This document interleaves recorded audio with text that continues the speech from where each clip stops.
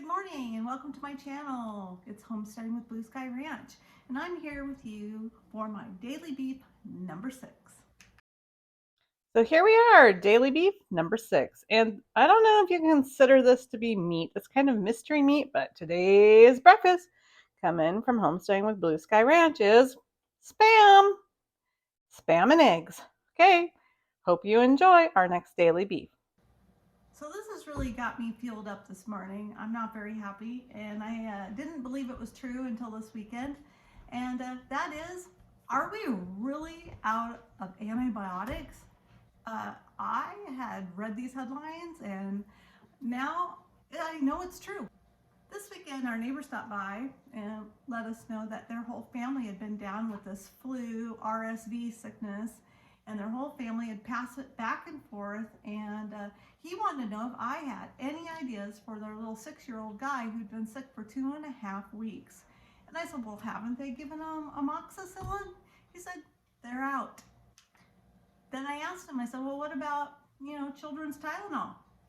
They're out. We live in a small community, but still we have a couple of really great pharmacies and they're out. I did some research and 3 of the big news media resources, New York Post, CBS, Washington Post, all of those that I don't really care for, but they're all writing with big headlines about shortages all over the United States. So I did some research. I looked up what the CDC had to say, and we had known that this was going to happen for basically 2 years. They have been calling that we would be hit with the hardest flu and cold seasons that we have ever seen due to the lockdowns. We have no built up immunities, and that once we put, of course, children back into the school system, this was going to happen. We knew about these illnesses 2 years ago. All this while 82 million COVID shots have gone to waste in the United States. We are preparing for COVID, but we are not preparing for the cold and flu season. Why? You really have to ask yourself why. If they've known about this for 2 years, why do we have a shortage of amoxicillin, Tamiflu, and several other antibiotics, even children's Tylenol?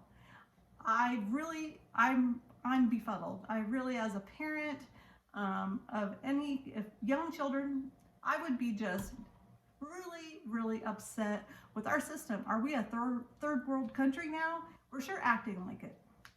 And what about when hit and there were no masks to be available, no N95 mask, and that was a huge shortage. Then they did a state of emergency. They've stockpiled these masks and they're all sitting in warehouses where there is an actual expiration date on masks, and they're still not being handed out to us as Americans. We should be getting them in the mailbox, every household.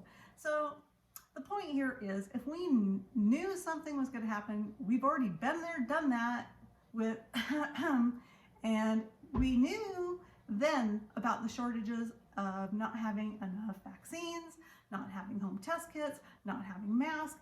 Why wouldn't we be preparing for something that was going to hit our population here in the United States again? RSV virus and the flu virus this year is at an all-time high. According to CDC, 4.4 million Americans have already gotten this illness, and let me read this to you. 38,000 people have been hospitalized, and there has been 2,100 deaths already. The pediatric hospitals and clinics are overwhelmed, they're overloaded, they can't take any more children, they're at an all-time maximum high. Australia and the UK are also reporting similar statistics regarding this in their countries. I'm going to keep this short and sweet, but what's my beef? Well, I think you already know. It's like, if we saw this coming, why didn't we prepare as a country? It upsets the heck out of me. Anyway, if you like this video, please like, share, and subscribe. And I'm going to tell you what, I'm going to follow up with another video, and I'm going to show you the number one thing I have in my medicinal cupboard as our arsenal against all viruses, bacterial infections, and not very many people talk about it. And no, it's not the tincture of the fire cider. I can't handle it, and I can't imagine any little kids wanting to take a sip of that either. You'd have to really camouflage it. But I'm going to show you my number one thing I carry in my medicinal arsenal, and you should get it too. So like, share, and subscribe, and like always, have a great day. So here we are, breakfast for today. Enjoy!